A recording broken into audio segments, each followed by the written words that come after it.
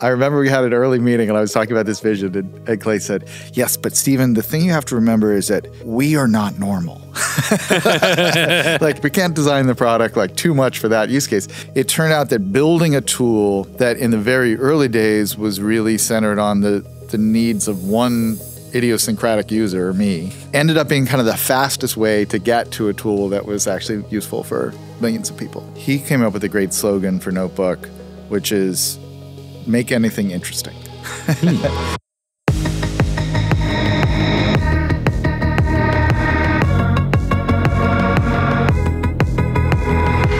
Second episode of AI to the DNA, and we have the hottest tool on the AI planet at the moment, which is NotebookLM. It's number 13 on the top 50 list the moment we record this video. We met the co-founder of NotebookLM, Stephen B. Johnson. And the interesting part, he is not a scientist. He is also not a machine learning expert. He is an author originally. And the story of how he came to Google and what he designed with the tool and with a team from Google DeepMind is really, really interesting. And if you're new to this podcast, my name is Christoph Magnussen. This is originally made for the YouTube channel. You find the YouTube channel under my name, Christoph Magnussen, and all the episodes. But if you're here on the podcast channel, subscribe and let us know if you have special episodes that you want to listen to. Great. Sitting here with Stephen Johnson, the co-founder of NotebookLM. To me, at the moment, the hottest tool when it comes to using generative AI. And I say that in brackets and very carefully, because there is more to this tool. Well, that's very nice of you to say. I'd love to hear that. Thanks. It's great to be here. And Stephen, we had a nice chat already when you did a little bit of insight and presentation of how you use NotebookLM. We will share some of that, but this is a podcast and a video, obviously both. What was in the beginning of this tool a moment that you realize, okay, that it all I tried didn't work out. I'm stuck here. Yeah, I mean, there were a lot of moments like that.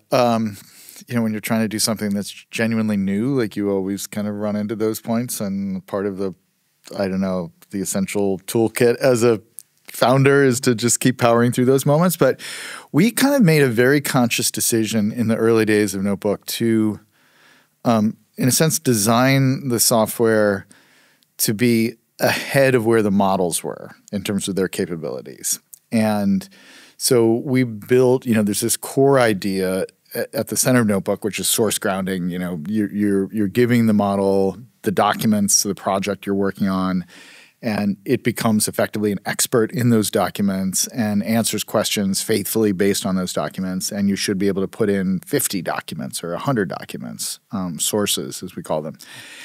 And the truth is, like, while we had that vision when we started working on it in 2022 and early 2023, the models just weren't capable of doing that at any level, Google's models or anybody else's models, really. And so we kind of deliberately assumed that the underlying AI technology would progress to enable us to do this magical stuff that we had in our minds, rather than trying to design the app for where the models were at that particular moment in time.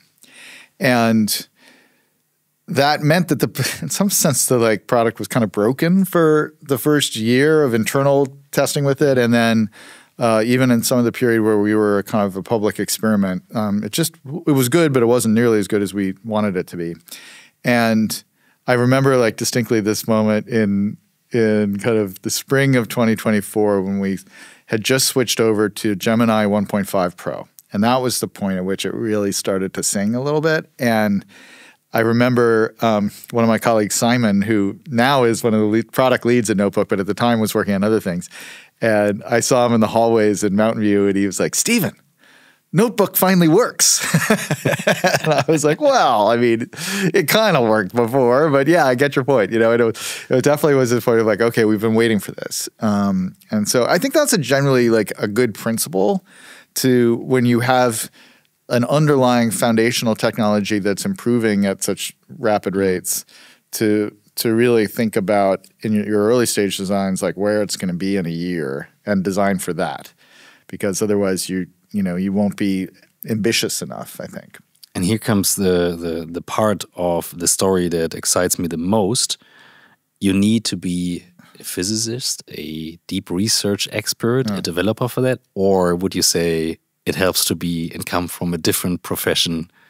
Maybe you give some insight about your backstory. It is kind of interesting. Yeah, the New York Times article, I remember especially. Yeah, so I had this very unusual background, I think, for new products being developed at Google that came directly out of the philosophy of labs, which is the kind of new division that Notebook still belongs to, where it was founded a couple of years ago, 3 or 4 years ago, to do more cutting edge work with new technologies, largely AI, that were focused on actual applications rather than open-ended research. Like Google has an amazing research division, but this was a bit more like, let's do edgy experimental things with an eye to like turning them into shipping products. And so it complements a lot of what research does, but does it in a slightly different way. And one of the early ideas for labs was that they would bring in people from other fields who were not necessarily software developers or designers, and have them in the room where it happens, as it were, like helping to build products. And in a sense, I was the first guinea pig for that for that agenda. And I had, I spent most of my career as a writer and journalist. I've written, more than a dozen books on innovation and science and technology. But I had always been very interested in using technology, using software to help me write those books and to research those books. So for instance, Google Search was I'm old enough that like when Google Search came along, it was a huge breakthrough for me as a researcher. Google Scholar was a huge breakthrough for me as a researcher. But I also used a bunch of other tools like DevonThink, which I believe is actually a German kind of knowledge management software, and Scrivener for writing and things like that. So I'd always like been an early adopter and kind of an evangelist for using software to help me think and come up with ideas and manage my research and stuff like that. And so the folks who had kind of founded Labs, this guy Clay Bavor, who's since left, and Josh Woodward, who now runs Labs and also runs the Gemini app, they had been reading my books and my articles over the years, and they read this article that I wrote in the New York Times Magazine about language models in the spring of 2022. And before ChatGPT. Before ChatGPT, it was very controversial. All he was saying was that language models are a really big deal and we should take them seriously and they have a lot of opportunity. And people hated on it for weeks after that article came out. But Clay and Josh read the article, and apparently Josh turned to Clay one day and said, hey, what if we brought Stephen into Labs, maybe part-time? He's been dreaming of this like ideal research software his whole career. He's clearly obsessed with language models. Like maybe he could help us build something new. And so they cold called me, out of the blue, basically. Clay did, and said, hey, we've got a crazy idea. What would you think about coming and taking a part-time position at Google, and we'll give you a couple engineers and a designer, and maybe we make something? And so I said, yes, that sounds great. I'm like 3 years later, and here we are.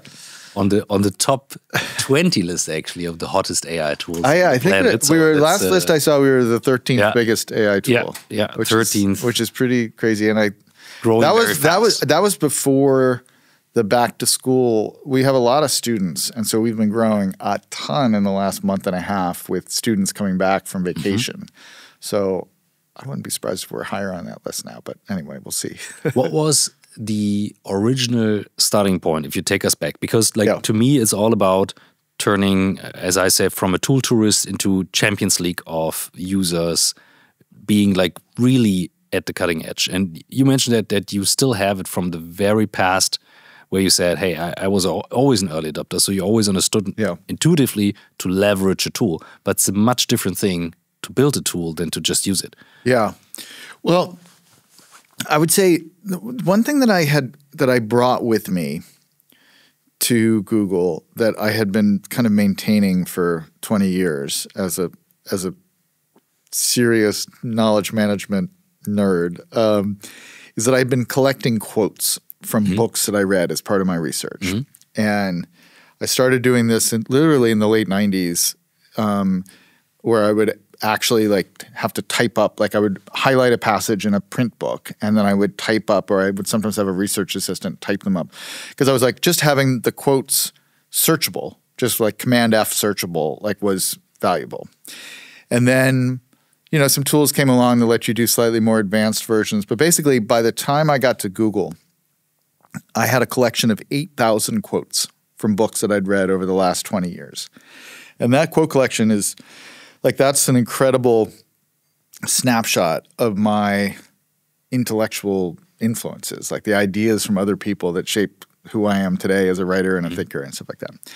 And so in the very early days, I kind of had this thought of like, could we build a tool where the AI would have effectively read all 8,000 of those quotes and I could query it and say, you know, hey, I'm writing something new about the human memory system.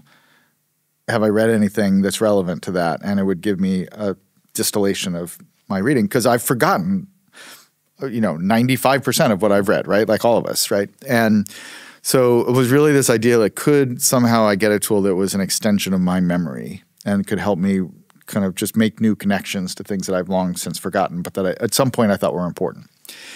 And add to that all the things that I've written, right? Like I had this idea of like, what if I could give the AI every single thing that I've published, which is, you know, millions of words. And because I also forget things that I've written, you know, you're like human memory is very fallible. And so that was kind of like in the back of my mind, like day one at Google was like, could we build a tool that would do that? And it turned out that while most people don't, like I remember this great conversation I had with Clay, the guy who hired me. Both Clay and Josh and I, all three of us are quote collectors, as it turns out. And we, you know, you could kind of, it got a lot easier to collect quotes because you could just read in an e-reader and highlight the passage and then, you know, you could kind of say them. And so Clay actually had more quotes than I did. He had like 13,000 quotes. And I remember we had an early meeting and I was talking about this vision and Clay said, yes, but Stephen, the thing you have to remember is that, you know, we are not normal. Like most people are not walking around with 8,000 quotes, you know, so we just like, we can't design the product like too much for that use case.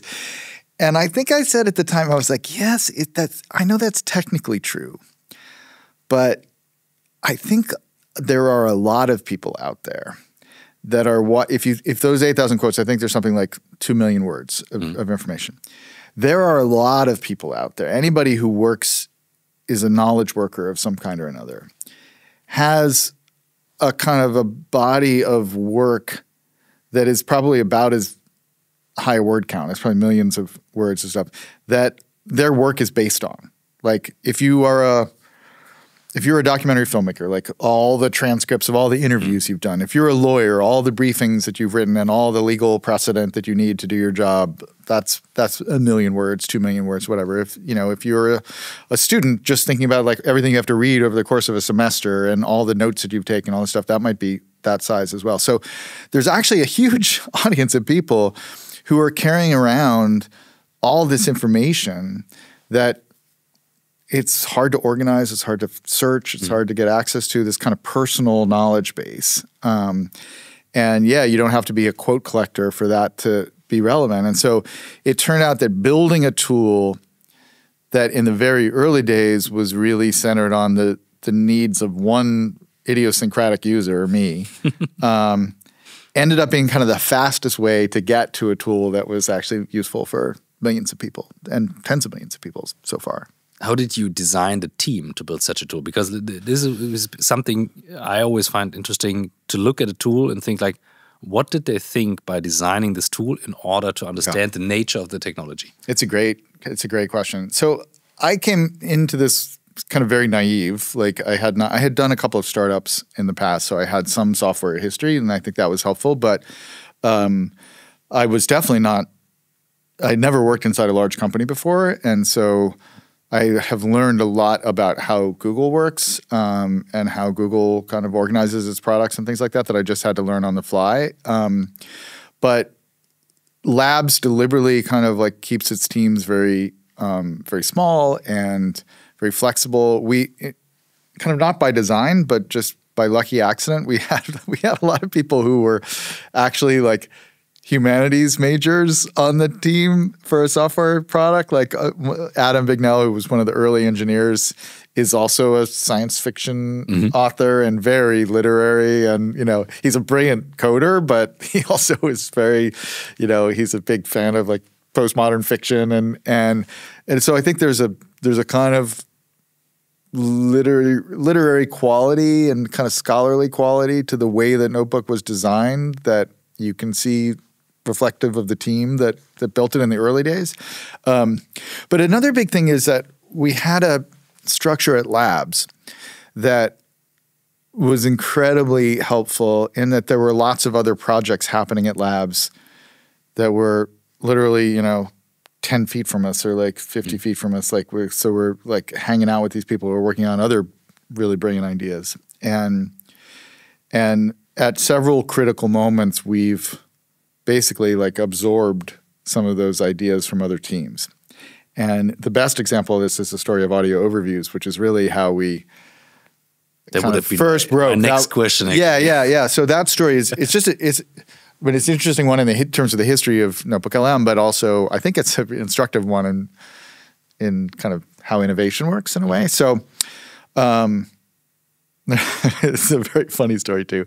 And it's not your voice, is it? It's not my voice. It's not my voice. People were asking. So interestingly, in the early days of Notebook, like one of the early things that I did is I created a style guide for what the AI should sound like. Like it's almost like I was starting a magazine and I wanted I had to have a style guide for what the magazine should sound like. Well, we got to make some editorial decisions about we want this model to sound like. And I had this thing that Notebook actually still kind of largely adheres to in text chat, which is the model should not pretend to be your friend.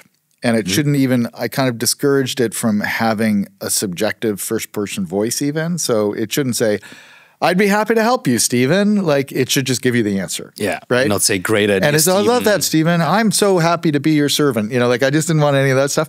And so we had a very, austere, I think it was alienating for some people who wanted to have a friend, but whatever, that was our house style. So we had kind of stuck to that. And in the early days, at some point in early 2024, there was another project at Labs that was called Gem FM. And the idea was you could give the AI some source material and it would generate this amazingly realistic AI podcast between two people. And it was relying on an underlying technological breakthrough that Google DeepMind had created, which is basically a conversational audio model, which crucially is trained on two people in conversation. It's not two different voices that are trained and you put together in a script. It's actually two people who sat in a studio talking to each other for X hours being recorded and modeled.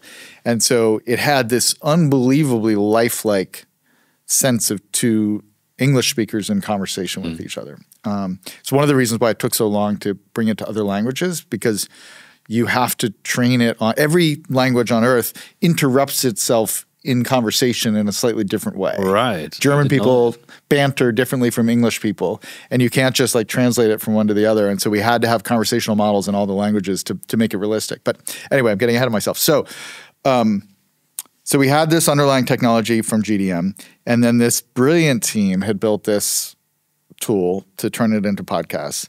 And when I first heard it, they had very extreme personas for the hosts. So it was supposed to be the sample I first heard was an education-focused podcast about physics targeting kind of high schoolers, maybe teenagers.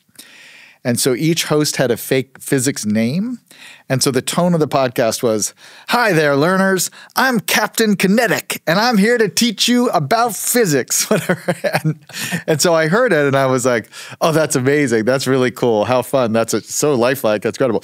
Didn't think about it for Notebook at all. Never occurred to me that it would be something to put into Notebook. But I was impressed by it. I could see that there was a lot of creativity in how they were doing it, but didn't think about it in Notebook at all.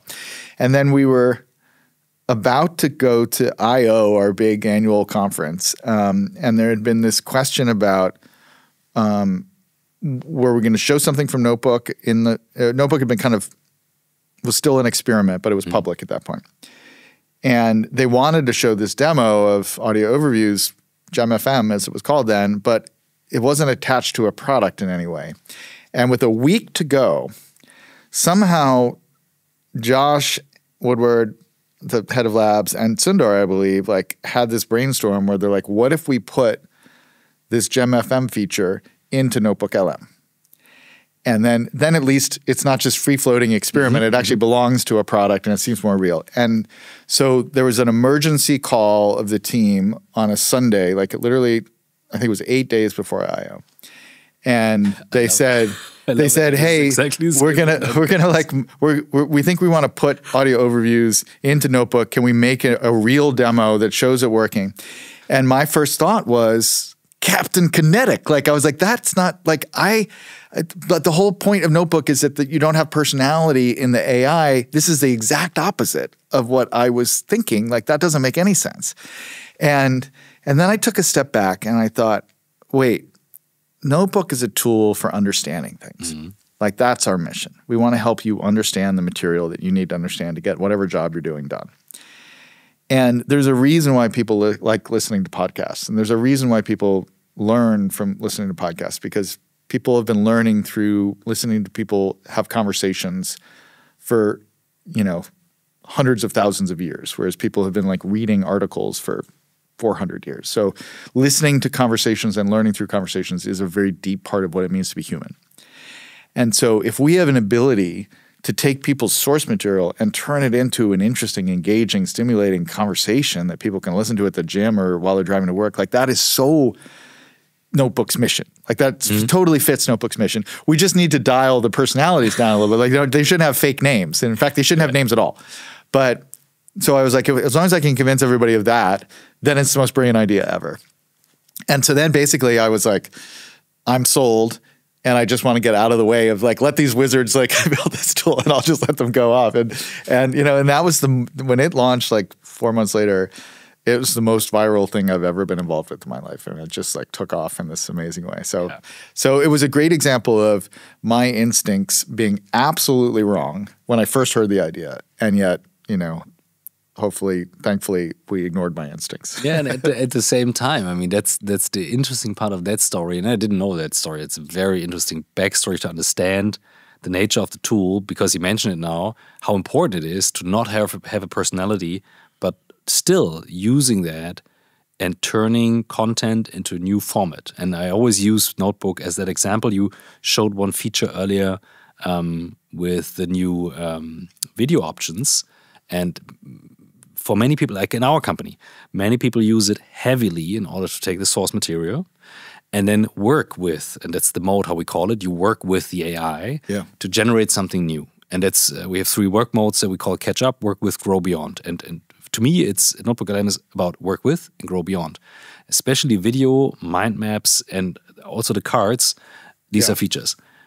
And tell me about the video feature. You were really like a little boy who stumbled upon something new. You were still saying new things. So yeah, we have. I'll say 2 things. I want to say something about mind maps too, because there's an interesting thing about mind maps.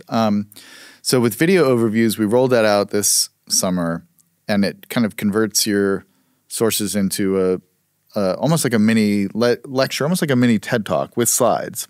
And it will take images from your sources and things like that. But a lot of times people don't have images in their sources. And so the slides were sometimes visually just a little less interesting. And as you may have heard, we have an incredible new image generating model. And so basically, and this is really the same team that did audio overviews has been doing video overviews. And they're just wonderful, creative people. It's amazing. And so they basically said, what if you could have a state-of-the-art Illustrator for your slide presentation that would do handcrafted illustrations for each slide. And we're like, we can do this now. And so, there's an amazing one, which we can probably show some images for folks watching this on video, that is a setting that kind of does cut paper illustrations. And so I've been researching a book idea on the gold rush, and I have this video overview that I generated with it. And it just, I just flipped through the slides, and it's just this magical magical world of like every single one is just so beautifully crafted. It's just it's incredible, and it's a great example again of like, as you say, like kind of working with like I'm curating the ideas, I'm directing in a sense what the slideshow should be, what the lecture should be. It's all shaped by my vision. I decide what the style of the illustration should be. So the things that I'm good at, like writing about history, organizing ideas about history, researching history, turning that into an interesting, compelling narrative that has a message, I'm still doing that. The thing that I can't do is create beautiful, crafted, like cut paper illustrations for like every slide. And so great, I now have an AI collaborator that will do that part of my job for me. And that's just so exciting, creatively and intellectually. What really struck me when I do a lot of speeches and keynote and at the same time working on projects. And we have a notebook in the company because you guys released it very fast as a workspace tool, which is very important. So then you can use it with the company data, with my data. And what struck me was in areas where I wasn't too excited about to get an overview, I used it, put the material in, and generated it in a different content format and made it more entertaining for myself in order to become more curious on the topics. How big is that field of boring office work, turning it into a magical research experience? Yeah. Well, Simon, who I mentioned earlier, was the one who said, Notebook finally works. When he joined the team and kind of became the head of product for us, he came up with a great slogan for Notebook, which is make anything interesting. And it's kind of exactly what you say. Like the hosts of the podcast are specifically instructed to like whatever you give them, their job is to pull out the most interesting bits and try to make it interesting. And it's one of the queries that I often suggest people do, particularly in student or researcher mode, is which works beautifully just in text. In fact, the models have been very good at doing this for 2 years now, I would say, which is upload some new source material and say, what are the most surprising things in this document? Yeah. And the models have an amazing, Gemini in particular, I think it's a really amazingly sophisticated sense of surprise and interestingness. And on some level, I was initially surprised by that, as it were. But the more I thought about it, it kind of makes sense because the models, the underlying fundamental kind of math of the models is all about prediction.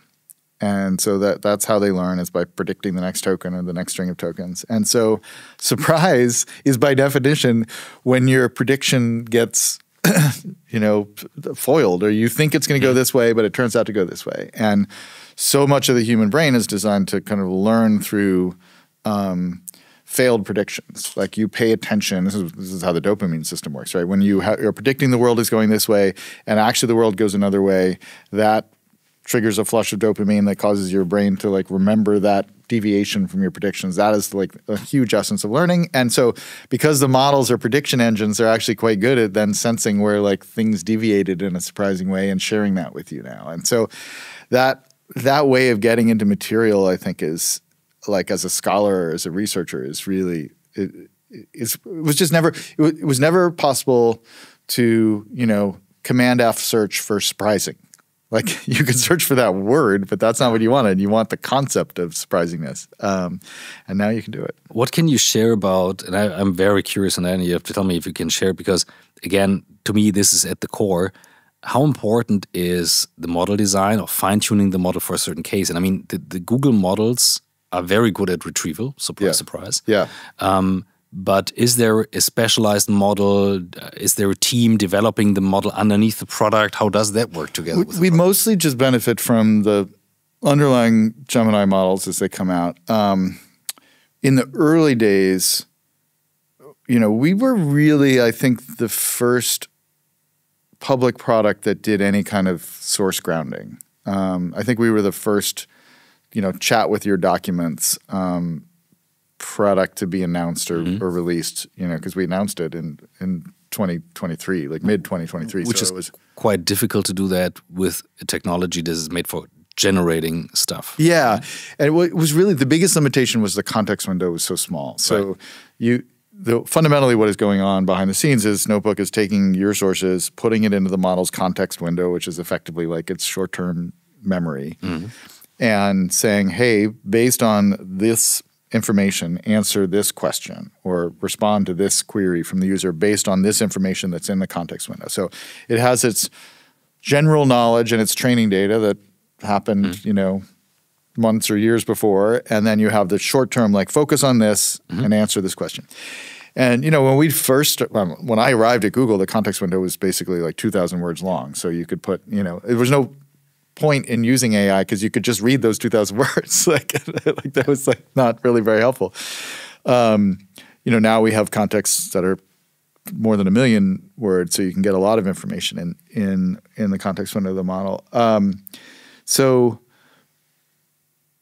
in the early days, we helped a lot with the development of Gemini in terms of giving them examples of source grounding. And we would kind of like send them our evals that we would do, and we were kind of helping them a little bit. And so I think that there was some nice like two-way feedback there that helped Gemini get to be, I think, really the best model for source grounding. It's always been very good at like sticking to the facts and the sources you give it. And then we just ultimately, then they just went off to the races, and they were amazing at what they do. And we rarely can give them advice on how to build Gemini.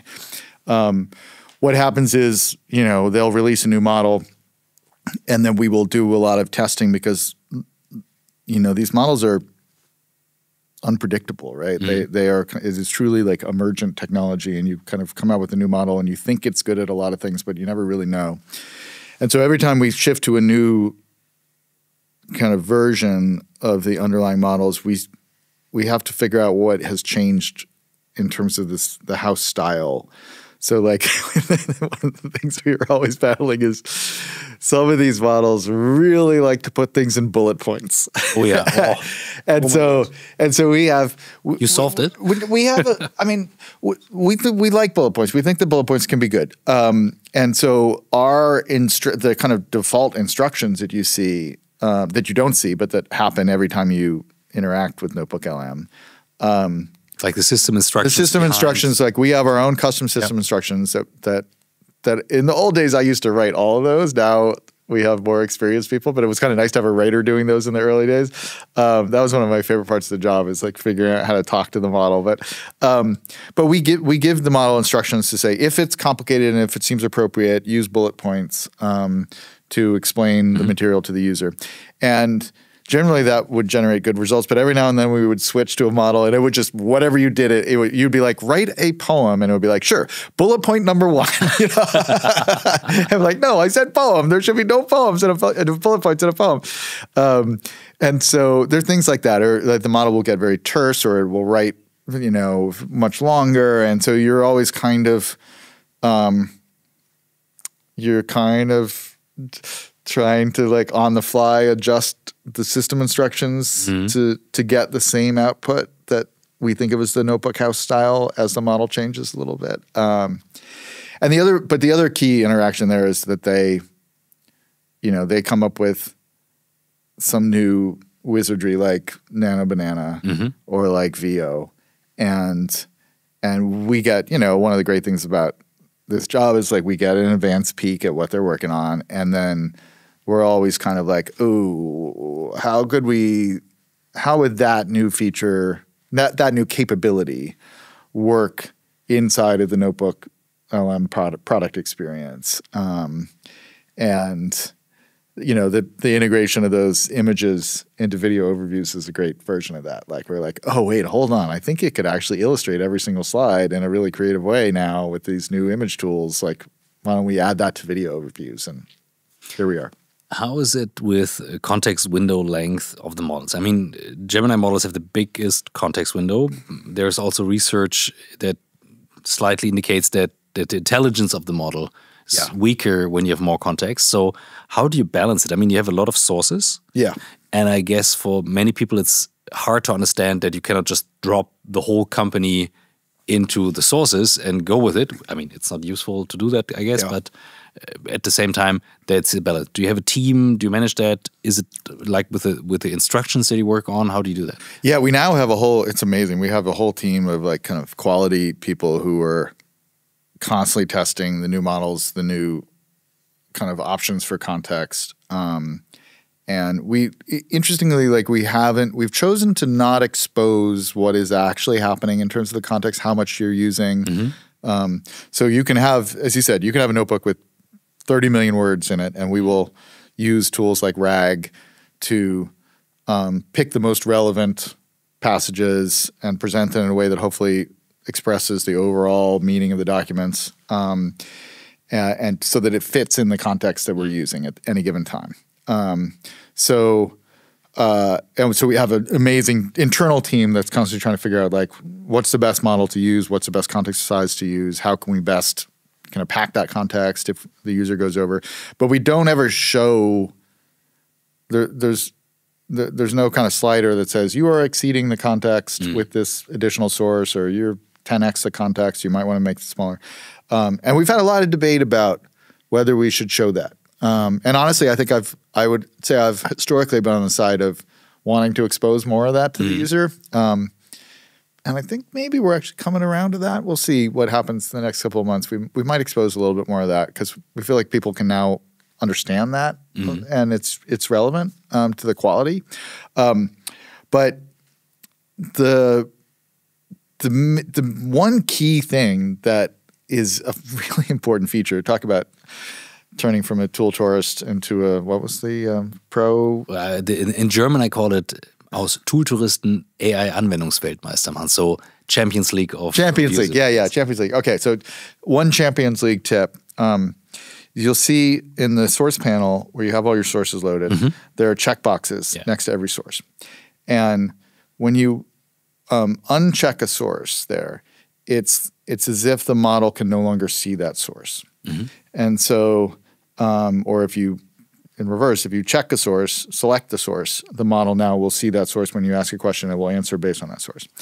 And so one thing I do a lot, and we see users doing this a lot, it's a kind of an obscure feature, but actually like our power users use this all the time, is when I'm trying to, if I've got a notebook with a lot of sources, if I'm asking a question where I really know the question is ultimately about like these two sources, I deselect everything and I just select those two, and I just kind of ask my question based on those two sources. So you'll often get the right answer if you don't do that, but if you really want to make sure that the model is just focused, it's literally, like, you should think about it as focus. Like imagine you're sitting there with your research assistant and you're like, I really need to understand the information in these two documents.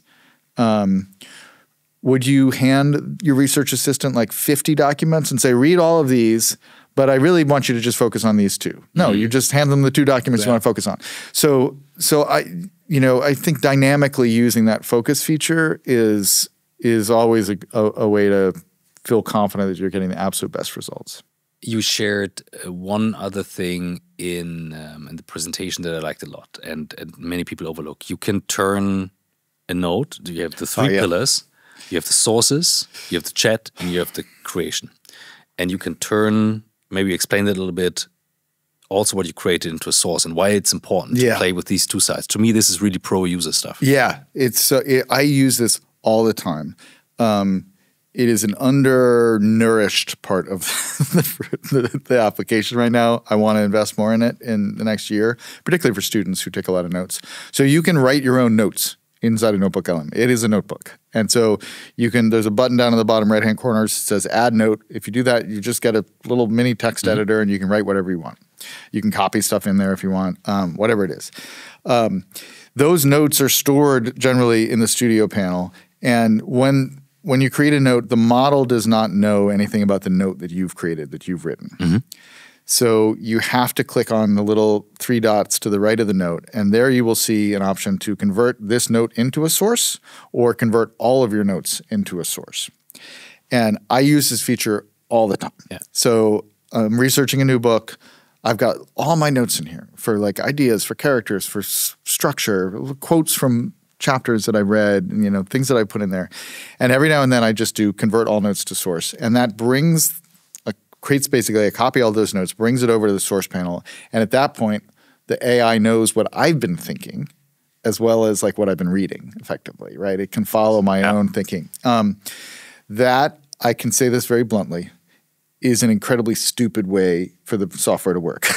And it's just one of these things that's left over from the random choices we made in the early days of the architecture, and we just haven't gotten around to fixing it yet. Someday, your sources will just be automatically grounded if you want them to be grounded, and probably they'll live over in the left-hand side with your sources. Your notes will be automatically grounded, but until that time, you have to use this little hack. But once you do that, you know, I was showing you earlier, I have this research notebook for a book about the gold rush that has all my notes in it. And I can say like, okay, create a chronology of the main events of the book that I'm thinking about writing.